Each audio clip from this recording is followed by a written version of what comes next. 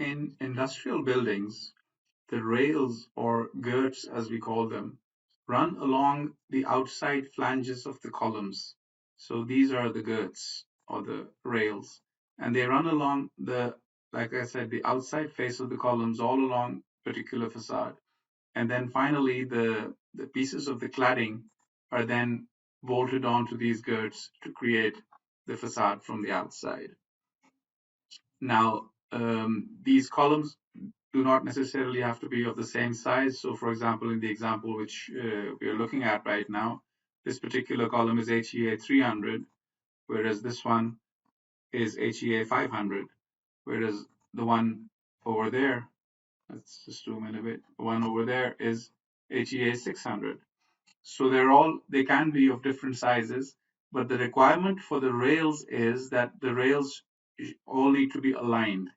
So while the columns can have different sizes, the rails need to be placed in such a way that they all fall in line with each other. If you look at it from the side, then all the outsides of these rails, the outside of this rail needs to be the same as the outside of this rail, needs to be the same as the outside of this rail, and so on and so forth. So the standard practice which is typically followed is that the largest column is selected, the one which is protruding outward the most, and that is taken to be like a benchmark. And the girts are placed on the outside flange of that column. So if you were to zoom in, we can see that these girts are actually touching the outside face of the column. But as far as the other columns are concerned, there will be a slight gap. So the smaller column, there's a slight gap, and if you go back even more to the even smaller column, the gap gets even wider. But this is the standard setup of girts, and we will be talking about the adjustment and how to enter these girts and how to ensure that the finite element model is not broken even while the detailing is being done. So when the engineer is entering the model, he has two options. He can either do away completely with the girts and not enter them at all in the model and apply the wind loads directly to the columns instead of applying them to the girts and then the girts transferring the load to the columns. What the engineers usually prefer to do is actually not enter the girts at all and apply the wind loads directly.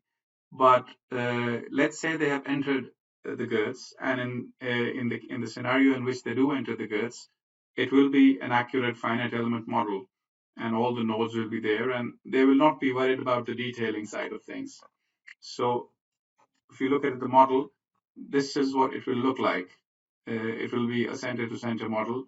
They'll just enter the girts, basically along the finite element lines, and they will not be worried about where the facade will be, how the cladding will come, and how the largest column needs to govern. And all of these girts need to be on the outside face of that column, and this and that. That's the job of the detailer, which comes later. So this is the way the detailer will receive the model from the engineer. Now the initial gut reaction of the detailer is then to look at it from the top, zoom in, see that the columns are all different sizes. This one is the biggest. You will notice that this is the maximum one. So what they will do is they will select the girts. This is what will typically be done.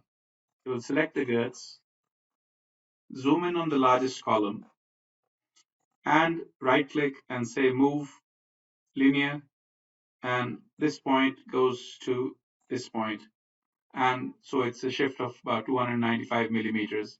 It'll say move, and your girts are now exactly where you want them to be as far as the detailing model is concerned. They're on the face of the largest column, but if you go to the slightly shorter columns, then there's a slight gap, and if you go to the even shorter ones, the gap is even larger. But that's okay. This is the way these things are done, and this is fine as far as Comosys is concerned as well. We can work like this. So, for instance, if I were to go to my Berlin and Girt commands, for instance, and press Shift and choose the bracket type without cut as my option, I can just simply select this column and select these two girts, for example, and the connection is created. And this is fine. This is all doable. But this is not what is recommended. And the reason for that is that if you look at the model, and if I go back to the line mode, you see that the finite element model has been broken. What the detailer has done is that in order to make his own job easier, just taken the girts and moved them to the outer face of the largest column, and basically assuming that that will be the best way of doing things. Now, that can be done. It is not forbidden, but Comosys is a program with very powerful commands like IntelliConnect and IntelliClone, and these are remarkable time savers. And if you want to actually benefit from these commands, then the way to go about is to never let the finite element model be broken. So what we just did is not the way of doing things in Comosys. You can do it. It's not forbidden. Like I just showed you, I moved them and I was still able to connect the two girts to the column. But this is not the recommended way, because if you want to get the maximum benefit out of Comosys, then there is another way of doing it. So if I were to prefer this particular way, which I just did, I'll have to connect all of these with my manually, in the sense that I'll be using the macros, but I'll have to go one by one to all these points and make these connections manually. Now let me show you the other way. So the recommended solution without breaking the finite element model, as you can see, the finite model is not broken right now. This is the way the engineer has handed over the model to the detailer. And what I just showed you was the wrong way of doing things, which is to just take the girts and move them a certain number outside. The better way in Comosys is to actually zoom in and take your reference column, the one which is going to govern, which is this one, which is the biggest one in this case, HEA 600, and then take any girt, just take any one of them and actually measure how much it needs to be shifted. So what I need is actually the distance from here to the outside of the column, right? And we had just seen that it was 295. So what I need to do is actually double click on that, and in these offsets in plane, it could be in plane, it could be out of plane, depending on the orientation of the girt. But we just enter that number, that shift which we need. And when we do that, that single girt will come to the face of the column. Now, you might say that I can just select all of the girts and put in the same number, but the number might be different for each individual girt. And the reason for that would be that in the section of each individual girt might be different.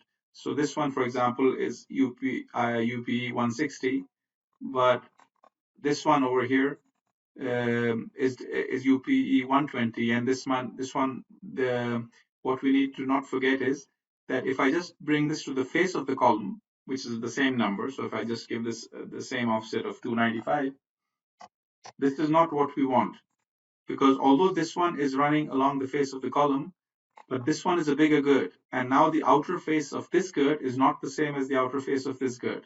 So actually there are two governing things over here. One is the largest column, which is governing, and secondly, the largest girt is also governing. So the largest girt placed on the largest column becomes the governing situation, and all of the rest, which can all be different profiles, by the way, and that's why a single solution is not possible with just selecting all of them and entering 295. So for that reason, you need a better method. And the better method is very simple, what we call the adjust command in Comosys, which we've talked about considerably, that you actually adjust one of these girts, only one, not the entire lot, just one and this one should be the largest girt, the girt which is going to govern. The outer face of this girt will govern. This is the one you adjust manually. And then what you do is you basically select all these girts. And there are many ways of selecting all the girts. One simple way would be to just go like that, press enter, press the profile button, group them by beam groups, and you will see the girts are selected over there, and you can select according to that. I will show you a better way of doing that, which is in the edit menu, there's a select command which says select similar elements. And this, if you select any girt, the entire panel will be selected. And that's a much easier way of doing it. So once you have them selected, you can zoom in. So where was my reference girt? This is my reference girt. You can zoom in and go to your steel menu and go to your adjust purlin girt, which is in the adjust menu, and go to adjust girts. It will ask for, it says select a girt. Now this needs to be the reference girt. This is the one I have done manually with my hand, entering 295 for this one. So I select this girt, and then it asks for a point. And this is the point which will govern. So I want this outer face. So any point on the outer face I can select. So this point works, for example. So when I do that, immediately all the girts along that line have been adjusted, even the smaller ones. So if I were to look at it from the side, like this, for example, if I were to go there and do an orthographic projection, you will see that the smaller girts are also aligned with the larger ones. So while the larger one is sitting exactly on the face of the column, of the largest column, the smaller ones are actually at a distance from that column. And the reason for that is that we have adjusted each one so that the outer point is adjusted according to the outer point of the one we did manually. And with this very simple two-step command, we have managed to avoid breaking the finite element model, which is exactly what we wanted. And you might ask, that's not a big deal. But when you will learn about IntelliConnect and IntelliClone, you will realize that having this connectivity is a huge advantage as compared to losing it. You can work both ways. Like I said, in conventional programs, the whole idea of maintaining the integrity of the finite element model is not a big issue. But in Comosys, you can do it both ways. If you do not maintain the integrity of the model, you will lose certain advantages. But if you do maintain the integrity of the column, and we'll discuss that when we are getting to the IntelliConnect command, then that will offer such tremendous advantages that you will always want to go through these small two steps, which we just went through, to ensure that the model integrity is maintained and you are able to use IntelliConnect and IntelliClone.